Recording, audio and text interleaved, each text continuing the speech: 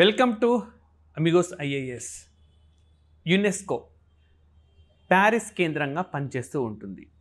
ఎప్పుడు మనకు వార్తల్లో ఉంటుంది. సో రీసెంట్గా ఈ ఆర్గనైజేషన్ మనకు ఎందుకు వార్తల్లోకి వచ్చిందండి? సో ఈ ఆర్గనైజేషన్ అనడం కంటే దీనికి సంబంధించిన సైట్స్ మనకు వార్తల్లోకి వచ్చినాయి. సో ఎందుకు అనంటే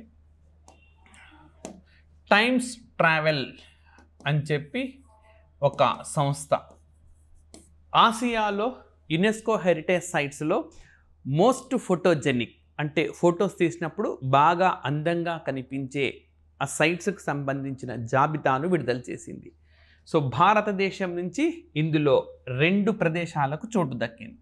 సో అవి ఒకటి మనకు Hampi temples, group of temples in Hampi, Vijayanagara రాజులు నిర్మించిన దేవాలయాలు. At the same time Taj Mahal. So ఈ రెండిటికి భారతదేశం నుంచి చోటు దక్కించుకున్న 2 యునెస్కో హెరిటేజ్ సైట్స్ ఇవి. మరి ఈ జాబితాలో అగ్రస్థానంలో ఉన్న సైట్ ఏది అనంటే మనకు అంగర్వాడ్ దేవాలయము. సో కంబోడియా దేశంలో ఉంటుంది. ప్రస్తుతం ప్రపంచంలో అతిపెద్ద హిందూ దేవాలయంగా పరిగణిస్తున్నారు. కానీ ప్రస్తుతం మనకు బీహార్లో దీనికి మించిన దేవాలయం నిర్మాణ దశలో ఉన్నది. సో ఇన్ కేస్ అది పూర్తయిన తర్వాత ప్రపంచంలోనే అతిపెద్ద హిందూ దేవాలయం బీహార్ రాష్ట్రంలో రానున్నది. సో ఇటీవలి కాలంలో ఈ టెంపుల్స్ కూడా మనకు బాగా వార్తల్లో ఉన్నాయి. సో ఈ ప్రపంచంలోనే మొట్టమొదటి 3D టెంపుల్ మనకు సిద్దిపేటలో వచ్చింది. తెలంగాణలో సిద్దిపేట జిల్లాలో ఈ దేవాలయాన్ని నిర్మించినారు. అదేవిధంగా రాజస్థాన్లో ఓం షేప్లో ఒక దేవాలయం నిర్మించినారు. ఇదే రాజస్థాన్లో 5వ జైన తీర్థంకరుడికి సంబంధించిన మరొక దేవాలయం పూర్తిగా నెయ్యిని ఉపయోగించి నిర్మించారు. సో అది ఎలా సాధ్యం అంటే నిర్మాణంలో ఎక్కడైతే వాటర్ని వినియోగించాలో వాటర్కు బదులు నెయ్యిని వినియోగించినారు. నీటి ప్రాధాన్యాన్ని తెలియజేయడం కోసం ఈ నిర్మాణం అనేది కొనసాగింది. సో ఈ విధంగా చాలా టెంపుల్స్ మనకు వార్తల్లో ఉన్నాయి. సో అండ్ నెక్స్ట్ వచ్చేసి మనకు ఈ యునెస్కో హెరిటేజ్ సైట్స్ అనేవి భారతదేశంలో 43 ఉన్నాయి. 46th UNESCO heritage 46th UNESCO summit మనకు భారతదేశంలో జూలై 21 నుంచి జూలై 31 వరకు జరిగింది. సో ఇప్పటి వరకు 45 అయిపోయినాయి. 46ది ఇండియాలో జరిగింది. సో గతంలో ఎప్పుడు కూడా భారతదేశంలో ఈ యునెస్కోకు సంబంధించిన సమావేశం జరగలేదు. ఇందులో ఒక సైట్ని భారతదేశం నుంచి ఒక సైట్ని యాడ్ చేశారు. సో ఇక్కడ ఉన్నది మైడమ్స్ బరియల్ మౌండ్స్ ఆఫ్ ద అహోమ్ డైనాస్టీకి సంబంధించిన సమాధులు. ఇది 43వ సైట్. సో ఈ నేపథ్యంలో ఇతర సైట్స్ అన్నీ కూడా మనము తెలుసుకోవాలి. అయితే ఈ సైట్స్ను నేర్చుకోవడంలో ద ఈజియెస్ట్ వే ఏంటి అంటే మనకు ఒక్కొక్క స్టేట్ వైజ్గా వెళ్తే ఈజీగా గుర్తుంటాయి. సో అదే నేను మీకు ఇక్కడ చూపించబోతున్నాను. సో ఈ విధంగా మనం నార్త్ నుంచి స్టార్ట్ చేసి నార్త్ ఈస్ట్కి వెళ్ళి south and then round about తీసుకొని సెంటర్లో ఉండే వాటికి వస్తున్నప్పుడు మీకు ఈజీగా గుర్తుంటుంది. సో ఫస్ట్ ఆఫ్ ఆల్ మనకు హిమాచల్ ప్రదేశ్లో గ్రేట్ హిమాలయన్ నేషనల్ పార్క్.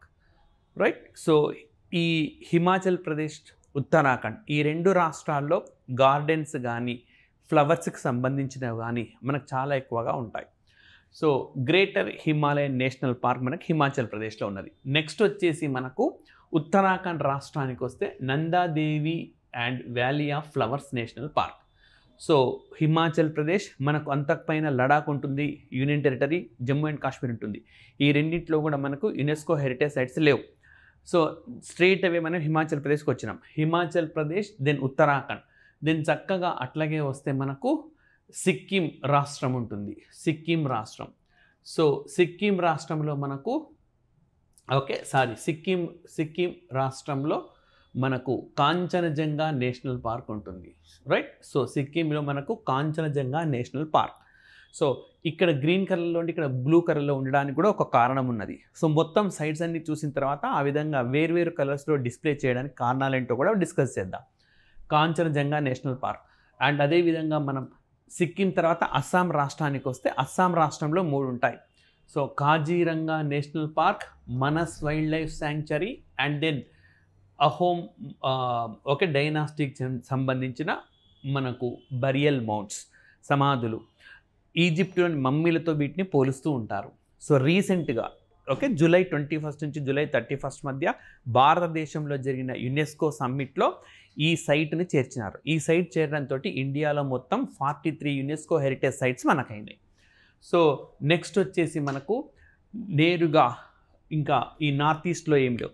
మనం హిమాచల్ ప్రదేశ్ చూసినాం, ఉత్తరాఖండ్ చూసినాం, సిక్కిం చూసినాం, ఆ తర్వాత అస్సాం చూసినాం. వెస్ట్ బెంగాల్కు కాన వస్తే మనకు వెస్ట్ బెంగాల్లో శాంతినికేతన్. సో ప్రపంచంలోనే యునెస్కో హెరిటేజ్ సైట్లో చేరిన మొట్టమొదటి యూనివర్సిటీగా మనం చెప్పుకోవచ్చు Shantiniketan. And then Sundarbans national park. So ఇది రామ్సర్ సైట్లో కూడా ఉంటుంది సుందర్బన్స్ అనేది. ఈ విధంగా భారతదేశంలో రామ్సర్ సైట్లో అండ్ మనకు యునెస్కో హెరిటేజ్ సైట్లో ఉన్న వాటిల్లో ఇది కూడా ఒకటి, రైట్. సో ఇవి మనకు వెస్ట్ బెంగాల్లో ఉంటాయి. నెక్స్ట్ అక్కడి నుంచి మనం ఒరిస్సా గాన వస్తే సన్ టెంపుల్, కోణార్క్లోని సన్ టెంపుల్. సో ఇది కూడా ఉన్నది. నెక్స్ట్ 2 తెలుగు రాష్ట్రాలకు కలిపి ఒకే ఒక యునెస్కో హెరిటేజ్ సైట్ ఉన్నది. అది కాకతీయ రుద్రేశ్వర టెంపుల్. దీన్నే రామప్ప టెంపుల్గా చెప్తూ ఉంటాము, రైట్. నెక్స్ట్ వచ్చేసి మనకు తెలుగు రాష్ట్రాలు అయిపోయింది. తమిళనాడుకు గాన మనం వెళ్తే సో తమిళనాడులో group of monuments in Mahabalipuram and great living Chola temples. So group of monuments in Mahabalipuram. మహాబలిపురంలోని మనకు దేవాలయాలు, అదేవిధంగా చోళా దేవాలయాలు ప్రపంచంలోనే ప్రసిద్ధ దేవాలయాలుగా మనం వీటిని చెప్పుకోవచ్చు. నెక్స్ట్ వచ్చేసి మనకు మోర్ దాన్ 1 స్టేట్ ఉండేవి కొన్ని ఉన్నాయి, రైట్. ఒక రాష్ట్రాన్ని దాటి అవి ఉన్నాయి. For example Nilgiri mountain railways, right. So ఈ వెస్టర్న్ ఘాట్స్ ఇవేంటంటే ఒక రాష్ట్రం నుంచి స్ప్రెడ్ అయి ఉన్నాయి. సో మన కేరళలో ఏమీ లేవు. నెక్స్ట్ కర్ణాటక కాన వస్తే కర్ణాటకలో హోయసలా టెంపుల్స్. నిజం చెప్పాలంటే శాంతినికేతన్, వెస్ట్ బెంగాల్లోని శాంతినికేతన్ అండ్ కర్ణాటకలోని హోయసలా ఒకేసారి యునెస్కో హెరిటేజ్ సైట్ గుర్తింపును పొందినాయి. సో కర్ణాటకలో చెప్తున్నాను, కర్ణాటకలో Hoysala temples and group of monuments at Pattadakal. So మనకు వెసరా స్టైల్ ఆఫ్ ఆర్కిటెక్చర్ను ప్రారంభించిన వెస్ట్రన్ చాళుక్యాస్. సో వాళ్ళే దీన్ని ఈ temples నిర్మించినారు.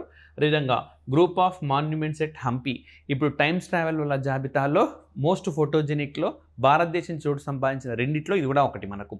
Group of monuments at Hampi అని చెప్పుకోవచ్చు మనము, రైట్. సో ఇది మనకు సో ఎక్కడెక్కడ చెప్పుకుంటూ వచ్చాం, హిమాచల్ ప్రదేశ్, ఉత్తరాఖండ్, సిక్కిం, అస్సోం, వెస్ట్ బెంగాల్, ఒరిస్సా, తెలుగు రాష్ట్రాలకు సంబంధించి తెలంగాణలో ఒకటి, తమిళనాడు, కర్ణాటక అండ్ ఎక్కువ రాష్ట్రాలు స్ప్రెడ్ అయి ఉన్నవి నీలగిరి మౌంటైన్ రైల్వేస్, అదేవిధంగా మనకు వెస్టర్న్ ఘాట్స్. నెక్స్ట్ మనకు గోవా రాష్ట్రంలోకి ప్రవేశిస్తే churches and convents of Goa. So ఇది మనకు గోవా రాష్ట్రంలో ఇది ఒకే ఒక సైట్ అన్నమాట. నెక్స్ట్ వచ్చేసి మనకు మహారాష్ట్ర. సో మహారాష్ట్రలో మనకు Ajanta caves, Ellora caves, right. So UNESCO heritage సైట్లో స్థానం పొందిన భారతదేశపు మొట్టమొదటి సైట్స్గా మనము అజంతా, ఎల్లోరా కేవ్స్ చెప్పుకోవచ్చు. అదేవిధంగా Elephanta caves and next Chhatrapati Shivaji terminus. Next the Victorian Gothic and art deco ensembles of Mumbai. So చాలా ఇంపార్టెంట్. ముంబైలో వివిధ భవనాల పైన ఉన్న మనకు ఆర్ట్ అన్నమాట ఇది. సో దీనికి సంబంధించి మరొక ఇంపార్టెంట్ పాయింట్ కూడా ఉన్నది. హైకోర్టు, బొంబాయి హైకోర్టు పైన కూడా ఈ ఆర్ట్ ఉంటుంది. సో భారతదేశం నుంచి ఏ హైకోర్టులు యునెస్కో హెరిటేజ్ సైట్లో ఉన్నాయంటే ముంబైలోని ఒక హైకోర్టు, చండీగఢ్లో కూడా ఒకటి ఉంటుంది. సో అక్కడ కూడా ఒక ఆర్టే అన్నమాట. సో ఈ విధంగా ఇవి భారతదేశంలో అతి ఎక్కువగా యునెస్కో హెరిటేజ్ సైట్స్ ఏ రాష్ట్రంలో ఉన్నాయంటే మహారాష్ట్రలోనే ఉన్నాయి. నెక్స్ట్ మహారాష్ట్ర పైన మనం గుజరాత్ గాన చూస్తే సో చూడండి, చంపనార్ పావ్గఢ్ ఆర్కియాలజికల్ పార్క్ ఒకటి ఉన్నది. Historic city of Ahmedabad. So మొత్తం అహ్మదాబాద్ యునెస్కో సైట్లో ఉన్నది. భారతదేశం నుంచి 2 నగరాలు యునెస్కో హెరిటేజ్ సైట్లో ఉన్నాయి. ఫస్ట్ది అహ్మదాబాద్, సెకండ్ది రాజస్థాన్లోని జైపూర్ అన్నమాట. సో అదేవిధంగా ధోలవీరా, హరప్పన్ సిటీ. సో ఇది కూడా చేరింది. రామప్ప టెంపుల్, ధోలవీరా ఈ 2 ఒకేసారి యునెస్కో హెరిటేజ్ సైట్లో స్థానం పొందినాయి. దెన్ రాణికి వావ్ అని చెప్పి ఒక బావి అన్నమాట. సో ఇవి మనకు యునెస్కో హెరిటేజ్ సైట్లో ఉన్నాయి. నెక్స్ట్ గుజరాత్ పైన మనం రాజస్థాన్ గాన చూస్తే లైక్ జైపూర్ సిటీ, జంతర్ మంతర్, జైపూర్లోని జంతర్ మంతర్. అదేవిధంగా కెలీడియో నేషనల్ పార్క్. సో మీకు ఇంతకుముందు ఒకటి చెప్పినాను, UNESCO heritage site as well as Ramsar site. అందులో ఇది కూడా ఉన్నది మనకు వెస్ట్రన్ మనకు వెస్ట్ బెంగాల్లోని Sundarbans and Keoladeo national park, ఈ రెండు కూడా మనకు రామ్సర్ సైట్లో కూడా చోటు కలిగి ఉన్నాయి. సో ఇవి మాత్రమే కాకుండా హిల్ ఫోర్ట్స్ ఆఫ్ రాజస్థాన్, రాజస్థాన్లోని ఈ హిల్ ఫోర్ట్స్ అన్నీ ఈ ఒక్క హెడ్డింగ్లోనే ఇవన్నీ కూడా మనకు భాగంగా ఉంటాయి. So Jaipur city, Keoladeo and Jaisalmer, ఈ ఫోర్ట్స్ అన్నీ కూడా మనకు భాగంగా ఉంటాయి. నెక్స్ట్ చండీగఢ్ గానం వెళ్తే ఆర్కిటెక్చర్ ఆఫ్ లీ కార్బూజర్. సో ఈ లీ కార్బూజర్ అనే ఆయన ఒక ఫ్రెంచ్ ఆర్కిటెక్ట్ అన్నమాట. సో ఈ ఫ్రెంచ్ ఆర్కిటెక్ట్ అనేక దేశాల్లో ఈయన ఎన్నెన్నో గొప్ప నిర్మాణాలను అందుబాటులోకి తెచ్చారు. అవన్నీ కూడా యునెస్కో హెరిటేజ్ సైట్లో పొందినాయి. భారతదేశంలో ఆయన నిర్మించింది చండీగఢ్లో ఉంటుంది. సో ఈ చండీగఢ్కు ఈ హైకోర్టు భవనం కూడా ఇందులో భాగంగా ఉంటుంది. సో ఆల్రెడీ చెప్పినాను కదా, భారతదేశం నుంచి 2 హైకోర్టులు యునెస్కో హెరిటేజ్ సైట్లో ఉంటాయి. ఒకటి చండీగఢ్ అయితే రెండోది ముంబాయి.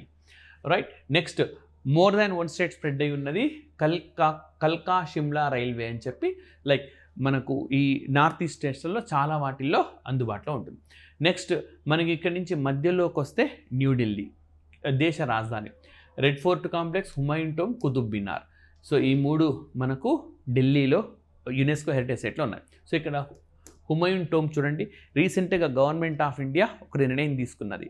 సో అదేంటంటే హుమాయూన్ టోంబ్లో అక్కడ ఉండే జలాల్లో మనకు అండర్ వాటర్ మ్యూజియం, భారతదేశంలోనే మొట్టమొదటిసారిగా అండర్ వాటర్ మ్యూజియం ఇక్కడే రాబోతున్నది. నెక్స్ట్ మనం ఉత్తరప్రదేశ్ గాన వస్తే Fatehpur Sikri, Agra fort, Taj Mahal. Right. So Fatehpur Sikri, Agra fort, Taj Mahal. So ఇవి మనకు ఉత్తరప్రదేశ్లో ఉన్నాయి. మధ్యప్రదేశ్ గాన వస్తే మనము Khajuraho group of monuments, Chandela రాజులు నిర్మించిన దేవాలయాలు, they are in like erotic ఆర్కిటెక్చర్లో ఉంటాయి. Next Buddhist monuments at Sanchi. Right. Sanchi Bharatadesam మొట్టమొదటి సోలార్ సిటీగా కూడా ఘనతను దక్కించుకున్నది. అదేవిధంగా rock shelters of Bhimbetka. So ఇవి కూడా మధ్యప్రదేశ్లో ఈ 3 ఉంటాయి. నెక్స్ట్ మనం ఉత్తరప్రదేశ్ గాన వస్తే మనకు archaeological sites of Nalanda, Mahavira at Nalanda and Mahabodhi temple complex at Bodh Gaya. So ఇవి 2 మనకు ఉత్తరప్రదేశ్లో, బీహార్ రాష్ట్రంలో. సో ఈ విధంగా రౌండ్ అబౌట్ వెళ్ళడం వల్ల మనకు 1-2 సార్లు లైక్ చదివినప్పుడు ఈజీగా గుర్తుండిపోతాయి ఏ రాష్ట్రంలో ఏది అన్నది. సో ఇక్కడ మనకు ఈ యునెస్కో హెరిటేజ్ సైట్లో కొన్ని కల్చర్లు ఉంటాయి, సాంస్కృతిక ప్రదేశాలు. దేవాలయాలన్నీ సంస్కృతికి సంబంధించినవి, సాంస్కృతిక ప్రదేశాలు. న్యాచురల్ హెరిటేజ్ సైట్స్ ఉంటాయి, సహజమైనవి. సో వెస్టర్న్ ఘాట్స్ ఇవి ఎవరు నిర్మించలేదు. రైట్. ఇది సహజమైందన్నమాట. Right. And mixed heritage site ఉంటాయి, సహజంగా ఉంటుంది, దాంట్లో సంస్కృతి ఎప్పటి నుంచో వచ్చిన సంస్కృతి ఉంటుంది, నిర్మాణం కూడా ఉంటుంది. భారతదేశంలో ఏకైక mixed site Kanchenjunga national park, సిక్కింలో ఉన్నది మనకు. రైట్. సో ఈ విధంగా మనకు యునెస్కోకు సంబంధించిన హెరిటేజ్ సైట్స్. అదేవిధంగా ఈ యునెస్కోకు సంబంధించి మనకు ఇంటాంజిబుల్ కల్చరల్ హెరిటేజ్ లిస్ట్ ఉన్నది. సో దీన్ని తెలుగులో వర్ణనాతీత అంశాల జాబితా అంటారు, వర్ణనాతీత. సో మనకు యాక్చువల్గా యునెస్కో అనేక జాబితాలను మెయింటైన్ చేస్తుంది. లిటరేచర్కి సంబంధించి ఒక జాబితా, ఈ విధంగా రకరకాలుగా ఉంటాయి. సో ఇవి లైక్ ఎప్పటికప్పుడు అప్డేట్ అవుతూ ఉండాల్సి ఉంటుంది మనము. అందుకే ఇలాంటి సందర్భాలు వచ్చినప్పుడల్లా 1 లేదా 2 జాబితాలను అమిగోస్ ఐఏఎస్ మీకు అందిస్తుంది. సో దట్ మీరు ఎప్పటికప్పుడు అప్డేట్ అవ్వడానికి ఆస్కారం ఉంటుంది. సో మరి మనకు ఇందులో 15 అంశాలు ఉన్నాయి. వర్ణనాతీతం, వర్ణించేందుకు వీలు కానిది, కొలిచేందుకు వీలు లేని అంశాలు ఉంటాయి. సో అవి ఏమేమి ఉన్నాయంటే మనకు కొడియట్టం. కుడియట్టం అంటాం. యాక్చువల్గా కేరళ రాష్ట్రంలో కనిపించే ఒక సాంస్క్రిట్ థియేటర్ డ్రామా ఇది. నెక్స్ట్ ముడియట్టు, ఇది కూడా కేరళ సంబంధించింది. అండ్ వేదిక్ చాంటింగ్, సో వేద మంత్ర ఉచ్చారణ. సో మీరు ఎప్పుడైనా పెద్ద పెద్ద దేవాలయాల్లో మోర్ దాన్ 1 ప్రీస్ట్ మంత్రాలు చదువుతున్నప్పుడు సేమ్ స్టార్ట్ కావడం కానీ ఎండింగ్ రితం అంతా కొనసాగుతూ ఉంటుంది. దేశవ్యాప్తంగా ఇది కనబడుతుంది, ఒక్క ప్రదేశానికి సంబంధించింది కాదు. అదేవిధంగా రమ్మన్, మనకు ఉత్తరాఖండ్లో గర్వాల్ ఈ మౌంటైన్ రేంజెస్లో కనిపిస్తుంది ఈ రమ్మన్ అని చెప్పి. సో భారతదేశం నుంచి మొట్టమొదటిసారిగా మనకు యునెస్కో ఇంటాంజిబుల్ హెరిటేజ్ సైట్లో వచ్చింది వేదిక్ చాంటింగ్. తర్వాత రామ్లీలా కూడా, ముఖ్యంగా ఉత్తరప్రదేశ్లో దసరా వేడుకల్లో భాగంగా నిర్వహించే రామ్లీలా కూడా ఈ జాబితాలో ఉన్నది. నెక్స్ట్ కాల్బెలియా, రాజస్థాన్లో కనిపించే ఫోక్ సాంగ్ ఇది. నెక్స్ట్ వచ్చేసి చావ్ డ్యాన్స్, ఇది కూడా మనకు వెస్ట్ బెంగాల్, ఒడిస్సాలలో కనిపించే ఒక గిరిజనులు చేసే ఒక నృత్యం అన్నమాట. నెక్స్ట్ లడాఖ్లో బౌద్ధ మత మంత్రాల ఉచ్చారణ. సో ఇది కూడా చాలా ప్రత్యేకంగా ఉంటుంది. నెక్స్ట్ మణిపూర్లో కనిపించే సంకీర్తన. సో ఇది కూడా చాలా ఫేమస్. నెక్స్ట్ పంజాబ్ రాష్ట్రంలో మనకు సాంప్రదాయంగా తయారు చేసే వస్తువులు అన్నమాట. సో ఓకే, జండియాల గురు ప్రాంతంలో ఈ వస్తువులు బ్రాస్ మెటల్స్ తయారు చేస్తారు. వాటికి కూడా ఈ జాబితాలో చోటు ఉన్నది. నెక్స్ట్ యోగా. సో ఇది రైట్, దేశవ్యాప్తంగా కనిపించేది ఇప్పుడు ప్రపంచవ్యాప్తమైంది. జూన్ 21 ఇంటర్నేషనల్ యోగా డే ఎప్పుడైతే ప్రకటించినారో United Nations General Assembly, so అప్పటి నుంచి చాలా పాపులర్ అయింది. సో మీకు ఇంకా ఈ ప్రపంచంలో యునైటెడ్ నేషన్స్ జనరల్ అసెంబ్లీలో అతి తక్కువ కాలంలో ఆమోదం పొందిన తీర్మానంగా దీనికి పేరున్నది. అంతేకాదు, అంత తక్కువ కాలంలో అంత మెజార్టీతో తీర్మానం పొందిన మొట్టమొదటి అంశంగా కూడా మనకు దీన్ని చెప్పుకోవచ్చు. నెక్స్ట్ కుంభమేళా. సో రైట్, ప్రపంచంలోనే అతిపెద్ద ఈ తరహా ఉత్సవంగా మనకు చెప్తూ ఉంటారు. సో ఇది కాకుండా ఇంటాంజిబుల్ హెరిటేజ్ లిస్ట్లో నౌరూజ్ అని చెప్పి ఒక పండగ, సో పార్సీ మతస్థులు చేసుకునే ఒక వేడుక కూడా ఈ జాబితాలో ఉన్నది. అదేవిధంగా వెస్ట్ బెంగాల్లో కనిపించే దుర్గా పూజ, చాలా విశిష్టమైనది ఈ దుర్గా పూజ. సో ఈ దుర్గా పూజలో మనకు 2019-20 ఆ ప్రాంతంలో మనకు ఈ బ్రిటిష్ కౌన్సిల్ వాళ్ళు ఒక అధ్యయనం చేశారు దుర్గా పూజకు సంబంధించి. సో 2019-20లో వాళ్ళు చేసిన అధ్యయనం ప్రకారం సో ఒక నవరాత్రి వేడుకలు ఉంటాయి. So 6th, 7th, 8th, 9th, 10th ఒక 5 రోజుల వ్యవధిలో 33,000 కోట్ల మార్కెట్ను ఈ దుర్గా పూజ క్రియేట్ చేస్తుంది. సో ఆ దేశ జీడిపిలో సుమారుగా 2-3% మేర ఈ దుర్గా పూజ కలిగి ఉంటుంది అని చెప్పినారు. సో ఇది కూడా ఇంటాంజిబుల్ కల్చరల్ హెరిటేజ్ లిస్ట్లో ఉన్నాయి. రైట్, సో ఇవి ఈరోజు మనకు వార్తల్లో వచ్చినప్పుడల్లా ఇలాంటి కొత్త కొత్త అంశాలు యునెస్కోకు సంబంధించినవన్నీ అమిగోస్ ఐఏఎస్ మీకు అందిస్తూ ఉంటుంది. Thank you very much.